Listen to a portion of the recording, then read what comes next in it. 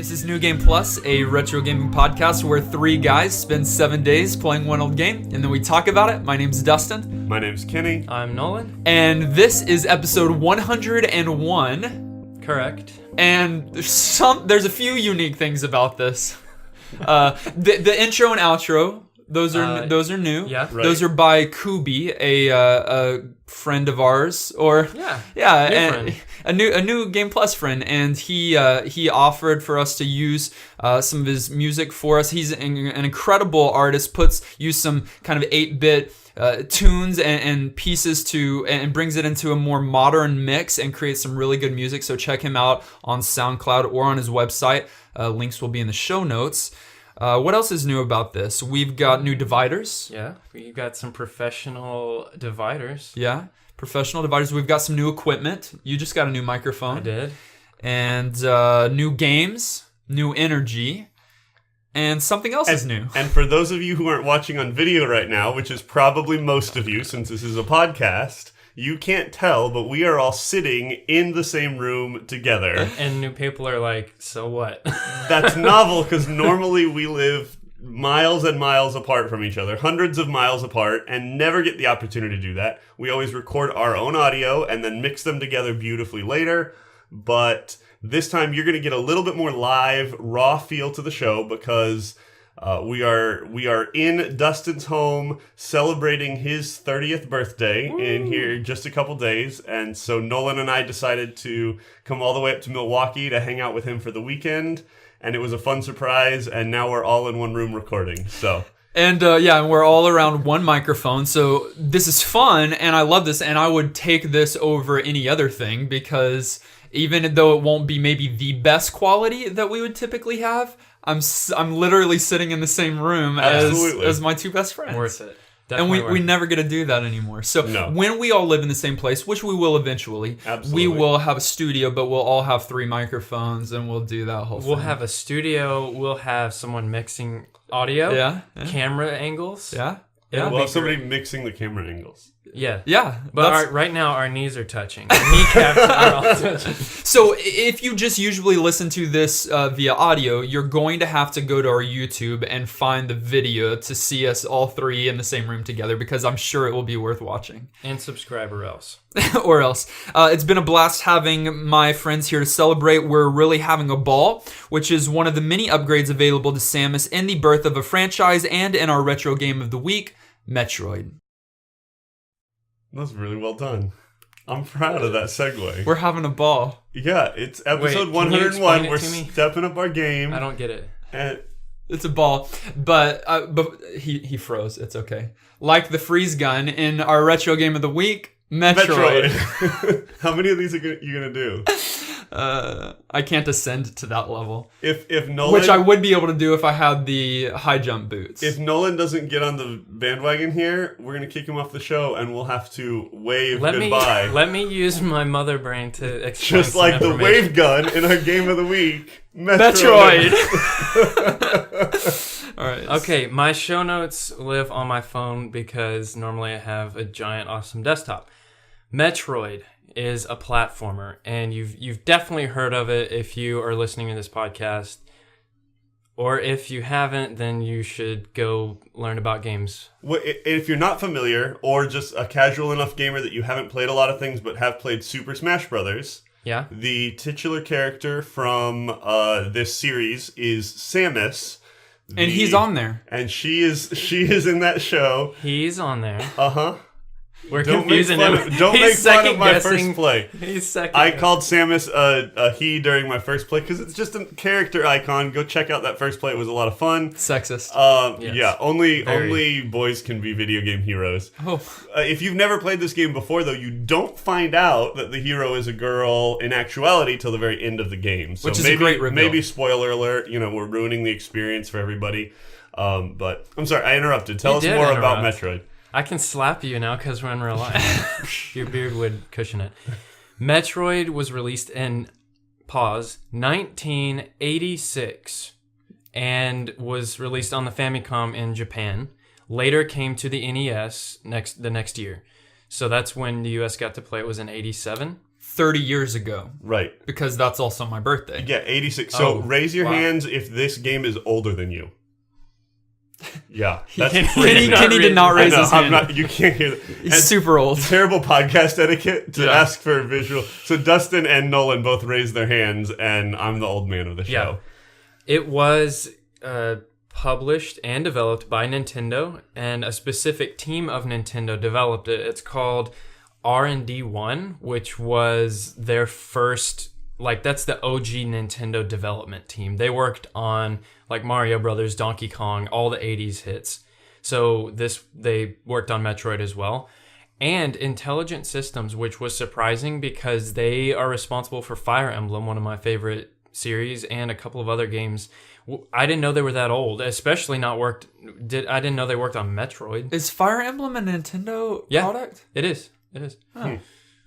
But yeah, that's who worked on this game. We'll get into like composer and stuff, or I will because of the music later. But basically, it's a platformer, but it's also the first of its kind. So people use the term Metroidvania to describe adventure games. Like everything that followed in the wake of this game, it's almost it was like so big. It's almost like Doom clone, like that term how people use to describe future games. So like, it's a platformer, but it's also an action-adventure game, and we'll get into all the reasons of why it's unique, but it's almost open world. Yeah, so Metroidvania is two different video game titles that are combined. What's that word when you combine two words? It's an amalgamation. Of words. It is, but there's an actual word for it. Metroid, obviously, is the Metro part, and then Vania is Castlevania. Is it amalgamation that you're looking for? And so we... Don't. And so so one of the big things, like Nolan just mentioned, is that it's not just left to right, which the majority of platformers were during this time. It is an open world in which you can go left, right, up, down, and you might cycle back through some of the exact same areas.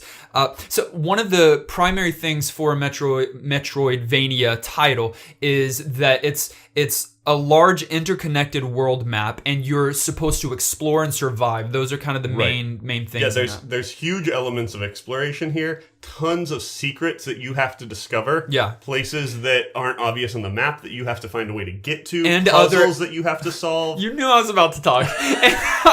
And other areas that you can't get to until you've done other things. Right. Gotten other upgrades. Like unlockable progression, where in this case you have to get boots that let you jump higher to access an area you haven't gone to before, or find a gun to freeze enemies so that you can jump onto a frozen enemy. All kinds of really, really cool Getting stuff. Getting a little like bit too ahead of yourself right now. We're not talking about the specifics. I know. I want us to just revel in the gameplay, but we'll get there. Well, so the game's got the unique gameplay. It started a trend and all of that, but it also has stories. So just a quick hit on the story.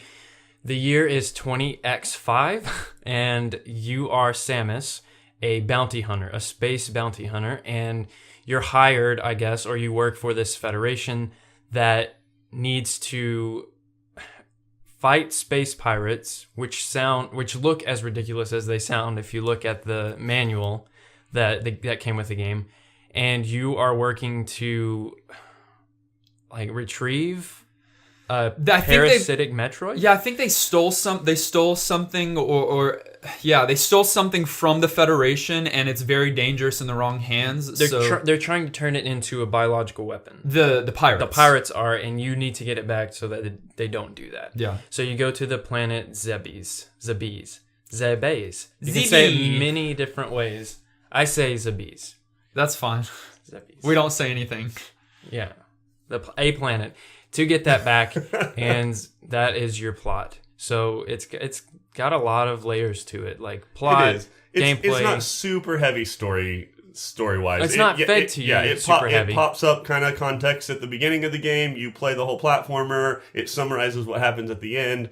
But there's enough content and puzzle exploration, platforming, RPG-ish elements as you're playing that you feel like you're in story, even though there's not a plot that's really being pushed forward outside of, beat this really hard video game. Right. It's like, hey, we've created a really good game. Now let's create a story that would make sense in this, or that would allow us to put a skin over this. And so they created a good game, and they said, okay, so let's just go ahead and make it in space, and let's make it retrieving. And anyway, so it makes sense that what you're doing, because especially, I mean, there are a few story elements in there because you land there without much gear or equipment, and then you have to build that up, and then you have to take out some of the pirate crew before you retrieve at the end, and then you have to escape. So there are story elements, but yeah, it's not first and foremost a story game. It was actually based off of Alien, Ridley Scott's Alien at the time. That was a big deal, and sense.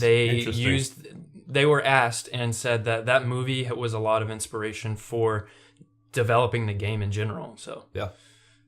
So to start off the gameplay, we kind of need to maybe go a little bit deeper into Metroidvania, like you wanted to. So for the world, it's an open world map. You've got to understand this. So you're not going to different stages or different levels, although you are going to different levels. It's really different, like, areas. It's different areas that are interconnected by either doors that you can access easily, just one shot opens a door, doors that you can access through 5 missiles or more, which you don't get missiles unless you get an upgrade, and then elevators that take you up and down, or just large areas that you can drop for a long time down. And what's great is that these aren't linear. There's a lot of games that try and do this where it makes you feel like you're progressing, but like you're automatically going to find a key on the way because that's how it works, and then there's a door at the end of the level that needs a key, and you're like, well, of course I have the key, it's here. Here, you have to go way over to one side of the map to get missiles, and then way backtrack and climb and re-explore areas you've always been to then open missile doors,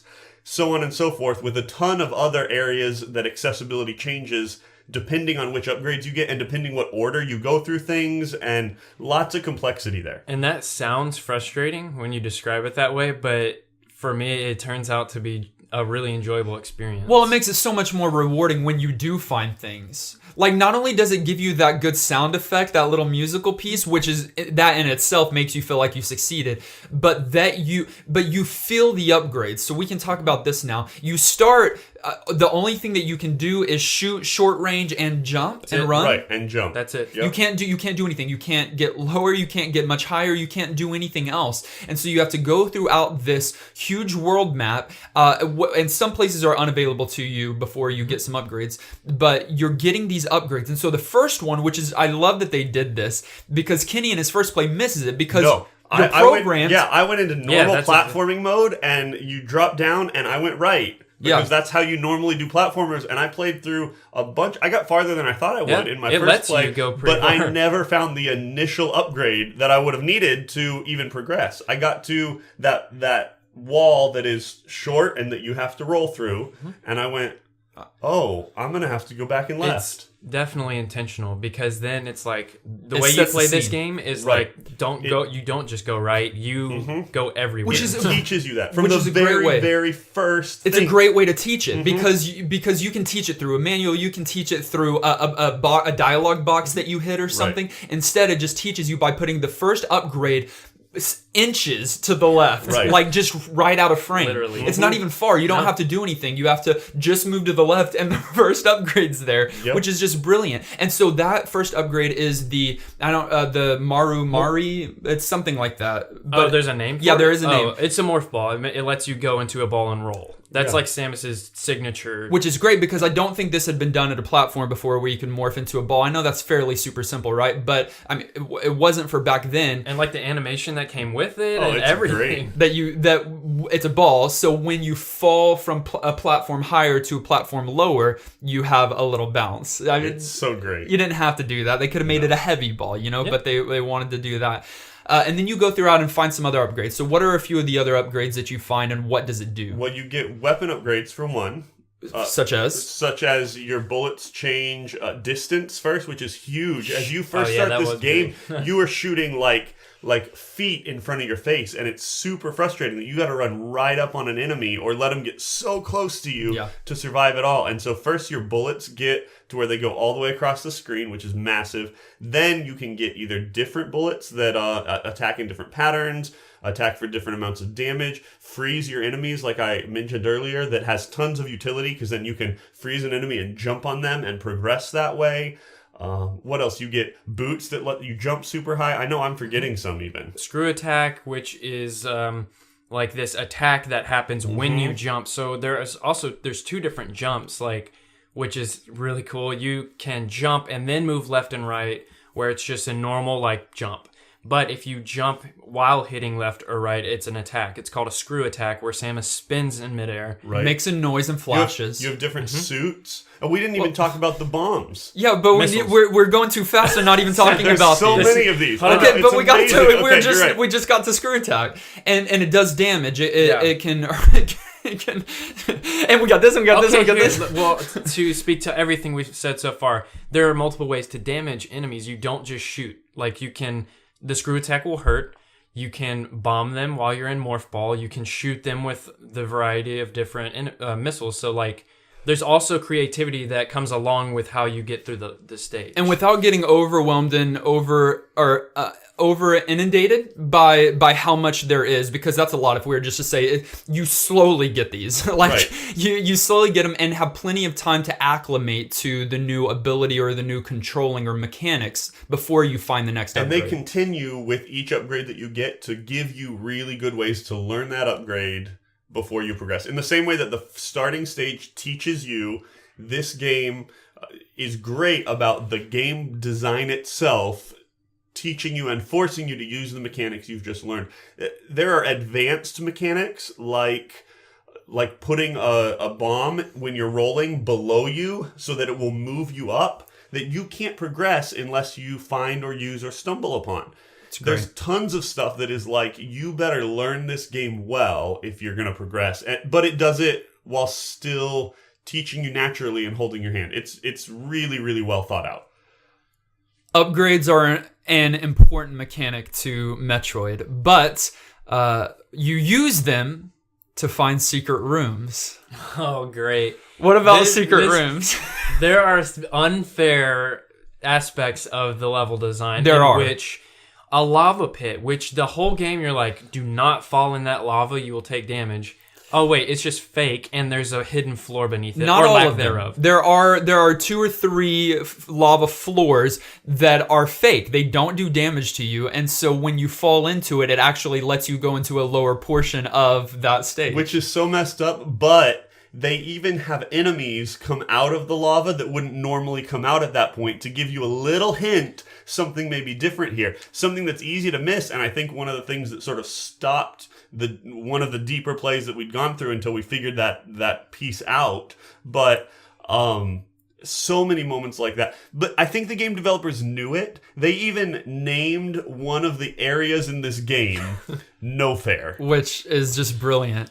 They knew what they were doing, and Absolutely. they knew how to increase the difficulty. So at the very beginning, it felt difficult because you don't have much life. You fall in a lava pit or get hit a couple times, you're dead. But then you really feel stronger and stronger and stronger the more upgrades you get. So at the point where enemies are not going to kill you, enemies alone are not going to kill you. So they had to figure out a way, how can we continue to make this game more difficult, although you're very powerful? And they did that through level design, through hiding things, through making the ceilings a lot lower so you can't really use screw attack well. And that's frustrating, but it's brilliant game design. It's absolutely great game design. And it shows that they were playing this game and knowing what they needed to do. And even the times that you get your energy upgrades, which upgrades your health bar and refill your life, are strategically placed where if you've gotten one prior, you're going to have to get to the next one to really progress, which I think speaks to progression in this game, because we play a lot of games like this that are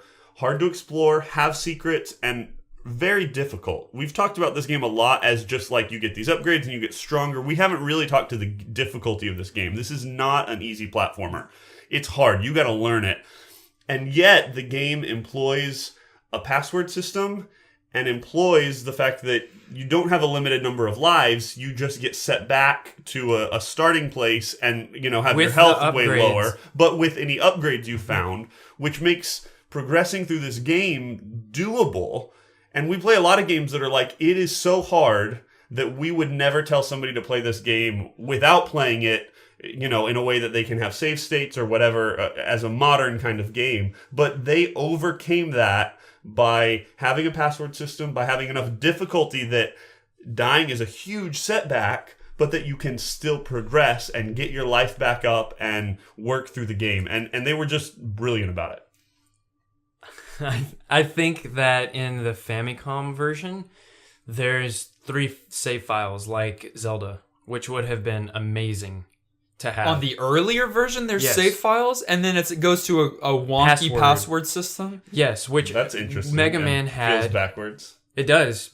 And that would have been nice to have, but the password system, I think, literally allows you to continue, like, right where you left off, like, position and everything. But you don't get a password until you die. Sure. That's true. So, I think you had made a mention just a moment ago. You said a lot. It is still fair, and it provides some different ways to make it fair so that it's not you die and you're screwed. Because I think you've got infinite lives even. Like Right. we never died to the point of you can't progress anymore.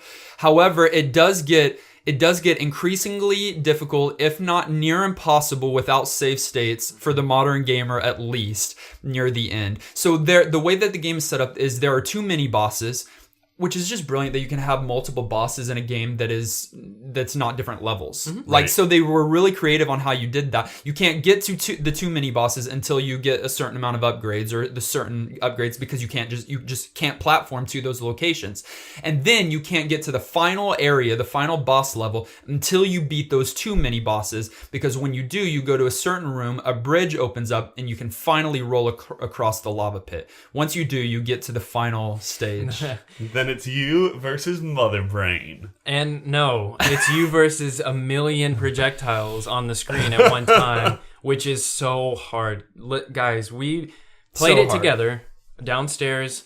I was controlling Samus, and they were watching me, and it was like really, really hard. Like every time I would make a little progress, we would do a save state, because we needed to beat it. So like, I think if you had the game and you played it for weeks and months, you would eventually beat it. I do think so. Oh, absolutely. But it takes that. It Because takes of that the way grind they and set it luck up. and skill, and it's It's a perfect balance for me there of making a game that is hard enough that you can beat it and want to beat it, but that's not easy. You feel like you have a sense of accomplishment. When you beat this game, you're like, I did it. Yeah, so the upgrade thing, you don't have to have all the upgrades to beat the game. No. But to have a chance for most gamers, you're going to need almost every single one of them. You could go without some of the missile packs. There's a large quantity of those. You could go out with... You had plenty of missiles still left. You had almost 250. 250 after Mother Brain? No, you had 250 when you got to the room with Mother Brain. Yeah, but you have to waste so many. I don't know how many I had after I beat including her. progressing through that room to get to her. You have doors that are more difficult to damage than Regrow. anything you've seen That prior have to this HP game, and that- respawn. So you're on a timer of dodging things, and So I take that as you get there and you can't go past because you run out of missiles. You have to go back in the game and find upgrades. And I think that was intentional, and I think that's good because it's like explore the game more. Right. And if you under upgrade yourself, yeah, even if you get the essential things to pass it, it would be very, very hard to beat. Which makes this game super intriguing for me to see a speed run of, because those guys figure out the bare minimum you need to beat a game in the most efficient route. And while this game is normally super robust, knowing what that is would be so interesting to see. I'm going to go back and watch some speedruns of this game this week for sure. The same goes for health upgrades, because I was saying you just get hit by stuff. I don't know of a way to get through that room not getting hit very much. Like, they made that room so that you would have to have a bunch of disposable health. Yes, Right. and that you soak up that damage. That's just a part of it. After finally beating Mother Brain, it sets the pirate base and planet to explode, and so you've got a set amount of time to escape the base, which is just a great ending sequence. Because anytime in a movie or something like that, for that final sequence, for you to be running from the flames, running from the explosions, and it gives you that epic feeling here. You finally conquered the boss, and now you have to make it out of the base before it explodes. And once you do, the planet explodes. You've accomplished your task, and you're able to go back home. And it's at that point that they wait to drop the big reveal. That, again, everybody knows at this point because the characters move forward and is so well known and is in other things. But it's at that point that your heroic hero is standing there in their armor, and the armor flashes, and and they take the armor off, and it's a red-headed woman. Just this, like, pasty white, meek-looking woman that you've been doing all this time, and that was a cool thing for them to do, to just be like, awesome, Samus is a girl, guy. So let's talk about how well this game has aged. So I am really familiar with Super Metroid, which is the Super Nintendo title in the series, and you talked about it a lot this week. I did talk about it so fanboyed. much because I had played the original Metroid before, but not this much, like never all the way through. And as I was playing, it was just screaming Super Metroid, and I was like, but wait, this game came out so long before that. I was blown away that they hit everything so well the first time. Not just so long before other games in this sequence. This is an early game in general. We're talking 1986. Before Mega Man, right? Now, yes, like just a year or two before Mega Man. But I feel like this was right at the turn of the tide from Super Famicom, or from Famicom, whatever, over into Nintendo. Because right around the same year, because I looked earlier, I was like, there's got to be games that are not, this has got to be a complete standout. But I think this is the beginning of The Legend of Zelda, so it's the first one there. It's Kid Icarus. There's a few other like pretty solid titles in there that came out right about this time, but this still is a standout, I would say, even among those. Multiple times this week, I was like, wow, that's good, or this is a good game mechanic, or that's a really good track, or that's a really good graphic that we're looking at right now. But then when you realize that it was produced in 1986, that changes the game entirely. Like that, it's good music for video gaming. But then it was in 1986. It was good graphics for video gaming. But then it was in 1986. They did stuff with this system and console during a time where this had not been done and was not being done. And it blew my mind so many times this week. Outside of one or two things that are design decisions that show that it was a very early video game, sure, it feels like someone going back today and making a quote-unquote retro platformer because it's that good. Yeah, that's fair. I really think...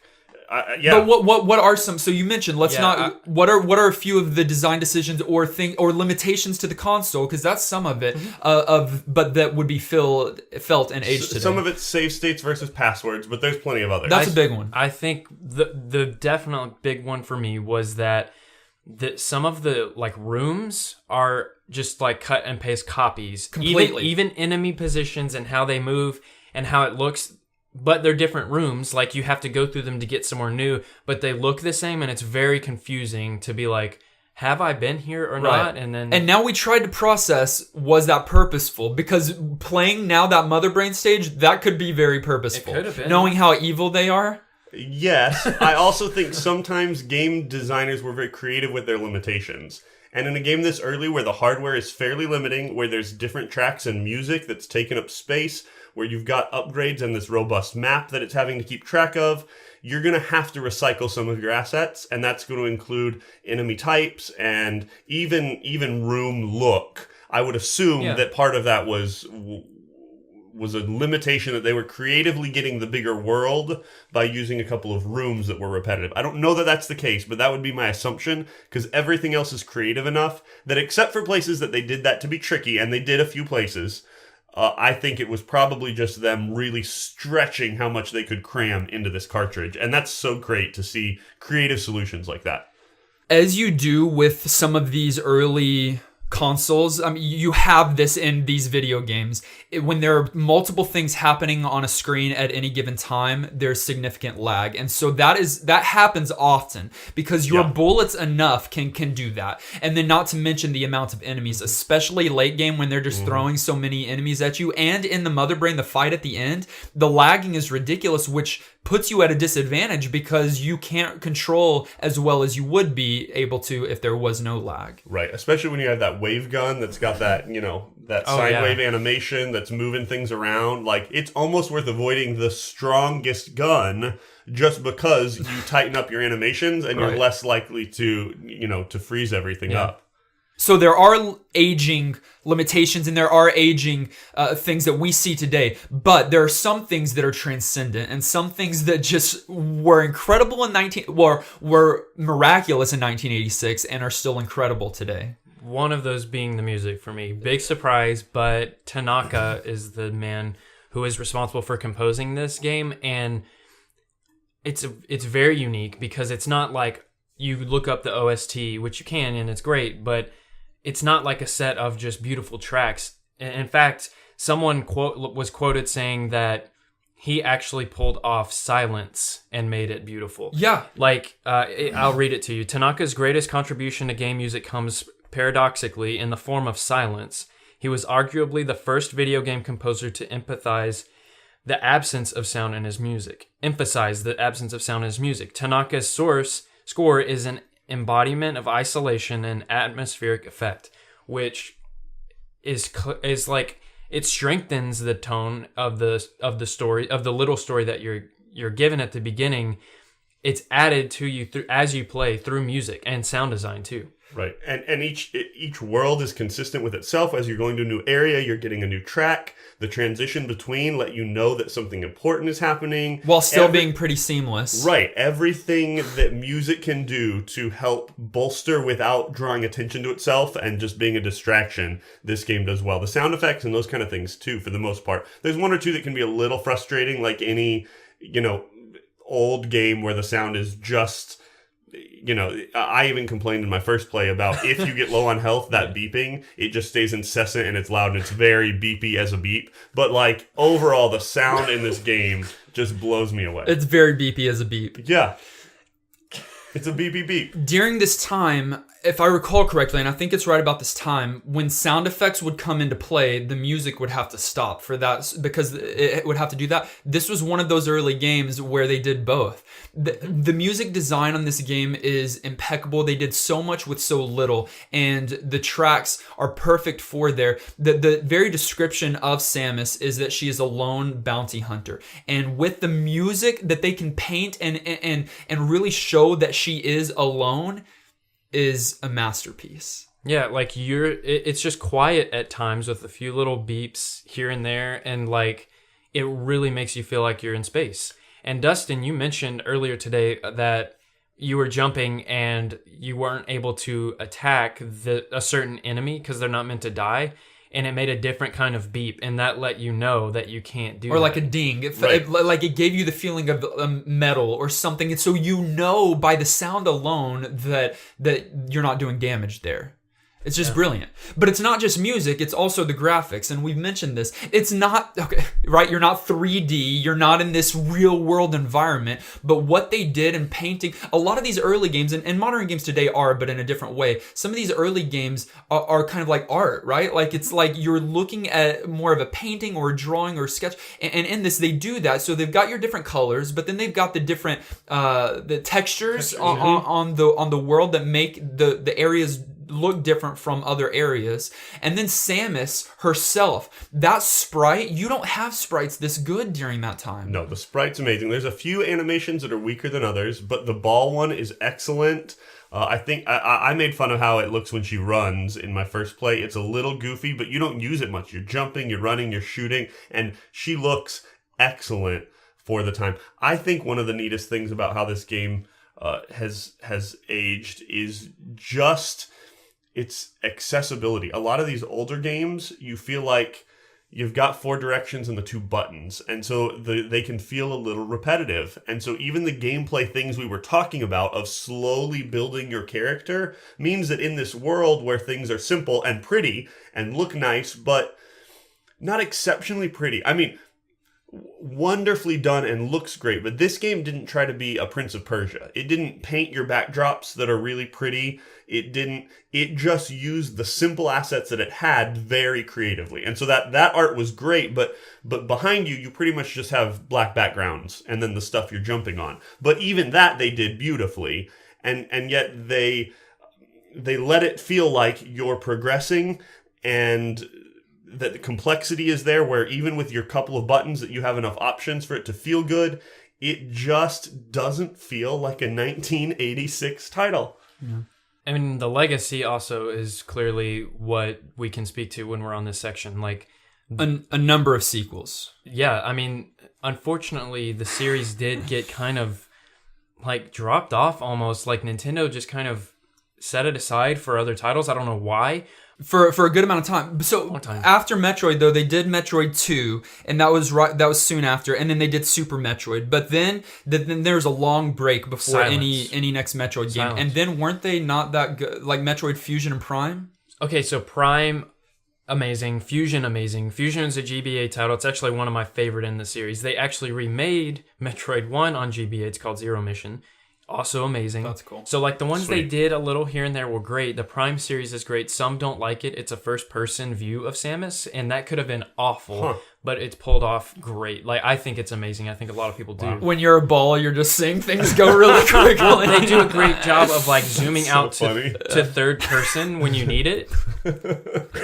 Just over and over again. It sounds bad, but if you like have any kind of motion sickness, as soon as you get that power up, you turn the game off.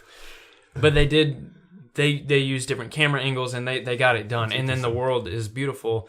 And now, but yeah, then there were some that were like, what are y'all doing? It was like Mii characters, like from the 3DS and the Wii, and they threw Metroid on the title. Stop. Yeah. It's like, what? There's always that, like, was this a popular or good game that we can bring up of, did your main character get into Smash Brothers? And we talked about earlier how Samus is a really well-known character there. I knew her from that game before going back and playing Metroid, and huge title in that, huge character in that series, and that always, just to me, that game is such a, like, who do people know? Let's bring them all together. That it speaks a lot to how big and popular this game was. Right, and it's not just because it's one game, though. It's because it's a legacy. Absolutely. And especially with, I think the most recent, you've got 2017, the most recent release was Samus Returns for the 3DS. Just came out. Okay, just came out. And then we've already got, I think, a little bit of information about an upcoming title for the Switch, Metroid Prime 4. Yeah, they confirmed the title at E3, so they're making Prime 4 on the Switch, which should be amazing. And apparently, from what it looks like, Samus Returns on the 3DS looks great.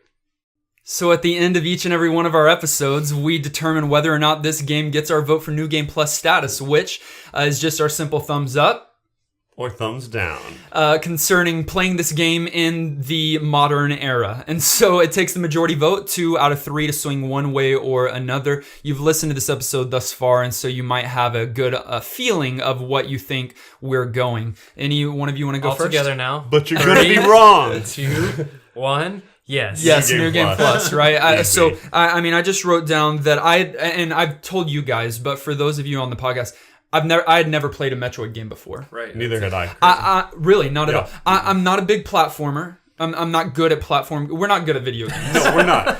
But Nolan is. Nolan's good at video Kenny games. and I are not. But we enjoy them, but we're bad at them. Especially when it comes to platformers. Yeah. And then I like story. That's one of my favorite things. Story and characters, which you don't get much at all in this game. And then on top of that, I don't have a lot of patience with trying to, like, I like to use guides and walkthroughs. Right. And so I don't have patience trying to find things.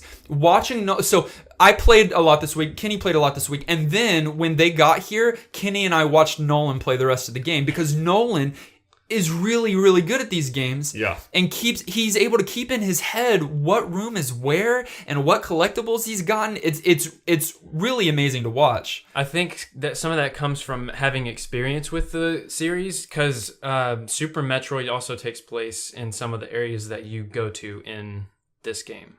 So really, yeah. Well, it's a muscle, I guess, a gaming muscle that I had never worked out fully. However, playing and so I had always had a bad taste in my mouth towards those games. However, playing Metroid this week changed that perception some. I understand Metroid is far superior to most of these other platformers, so it's not like I'm going to now delve into the world of platforming video games. But if I'm going to delve into any, it's going to be the Metroid series, because this Metroid game started off right. And may I add one more time, 1980 freaking 6. Crazy. Yeah, crazy good for the time.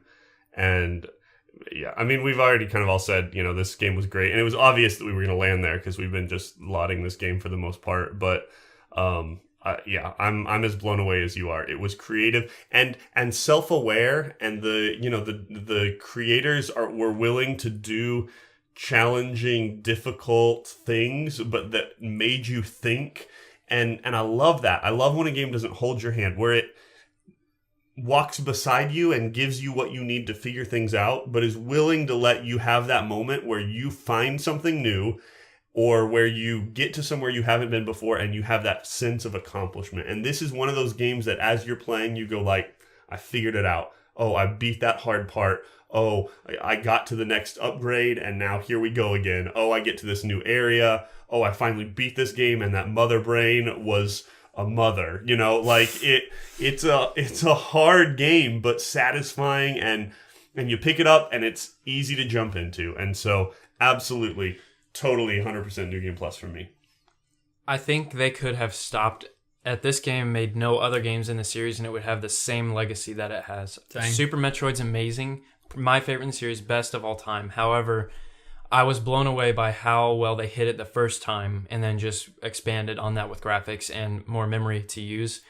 So if you're going to play this game but you're frustrated with platformers and you're finding it really difficult, look up just a map of the game that lays out the map, period. You don't need to look at how to do it. Just look at that map. It will help you play the game, and you will still get a feeling of accomplishment and reward by playing it. So absolutely, New Game Plus. So the 1986 Famicom NES classic Metroid is New Game Plus certified. We heard from a couple of our viewers this week. Antonin wrote in. He said, leave it to me to join in when you guys play a platformer, the bane of my existence. Mine too. Wow. I played the game, sure, but never got through the first level. I watched a part of the run, and the person doing it got some rocket by killing those moving hedgehog things. And you know what? I killed a bunch of them, and I never got a single rocket. He hadn't gotten the rocket upgrades yet. Nope. I love it. There was a very important part you skipped. He said the game is good. It's somewhat of a departure from the other platformers we all played. Don't get me wrong, Mario is great, so is Mega Man, but this game felt like much more fun, albeit being much more difficult for the beginner. Mega Man and Mario were fun to jump into, and without much knowledge, you could get pretty far. With this game, I felt like I had to look up a few things to figure them out. I wish I had more patience for these games and probably a different controller. The Xbox controller does not lend itself well to NES platformers. So for anyone wanting to play this game, do yourself a favor, buy an NES controller or equivalent, or just play it on 3DS, or just pick up the NES Classic, or better yet, get a Retro Pi. I can't wait for the next game. I think he does speak to something important, though, in that though this game is great from the beginning and we talked about it, I think it gets more fun the further you go. The more upgrades you get, early on, you're more apt to die just because you have low health, and it's a frustrating game early, a good one and still fun.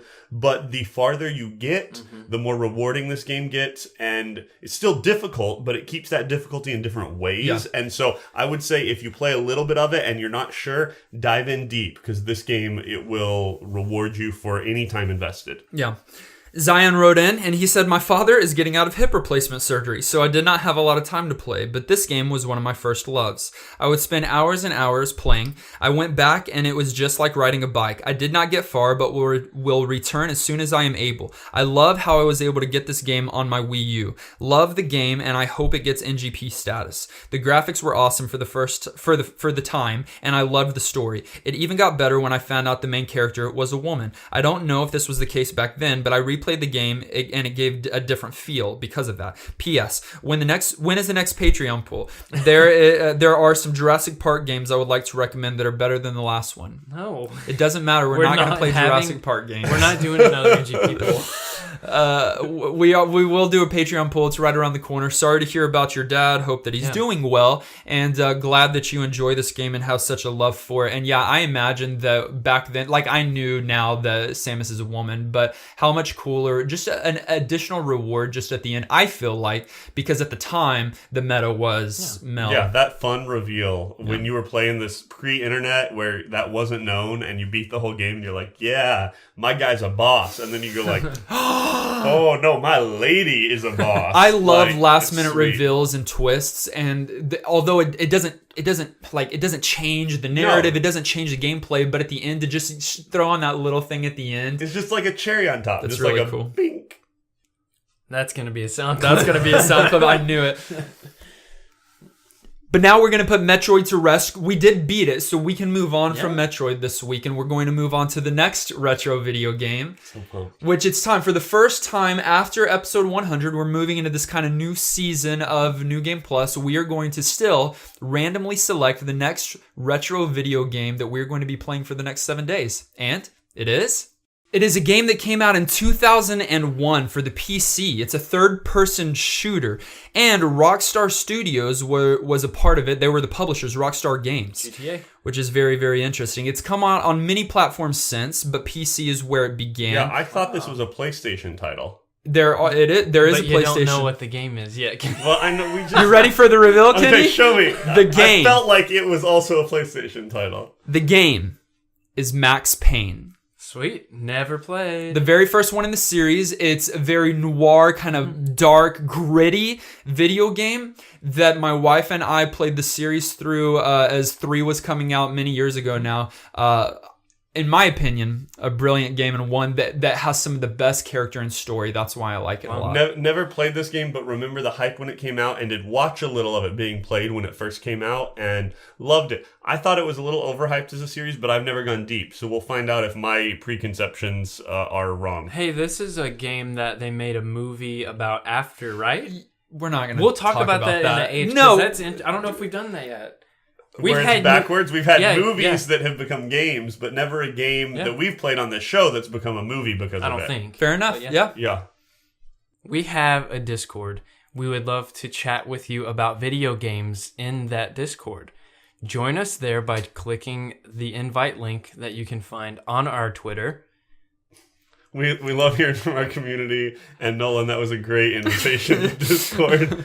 We can talk about Max Payne or any other games or just anything. I mean, Discord is a very lightweight program that you can download, and we can talk to you on the daily, or you can email us your commentary and be read as a part of the show to ngppodcast@gmail.com. We'd love to include your thoughts as a part of next week's episode. Absolutely. We got to take a minute and say thank you to all of our supporters, to everyone who lends us your time, your ears, your energy, your attention, some of your gaming time to be the games that we're playing that week, all of the things, but especially those of you who go above and beyond and support us on Patreon, our patrons, and especially our producer level supporters. Zion, Bradley, Gimberino, you guys are absolutely the best, and you help us to do the things that we do to keep moving NGP forward and connecting and recommending which old games you should play and which ones you shouldn't. Yeah, and it's you patrons that are making it possible for us to continue to improve and continue to grow this podcast, and we aim to do that over the next 100 episodes, as we have hopefully done the last 100. You can always catch us on social media, Facebook and Twitter at NGP Podcast. Listen to us directly on iTunes, SoundCloud, Stitcher, or Google Music, or any other podcast provider of your choice. Make sure you subscribe so that you are the first to get new NGP episodes, and visit our YouTube channel so that you can see this episode in its glory with the three of us sitting in one room together around one microphone. Join us next week as we play Max Payne. Until then, I'm still Dustin. I'm Kenny. And I'm Nolan. And this has been episode 101 of New Game Plus.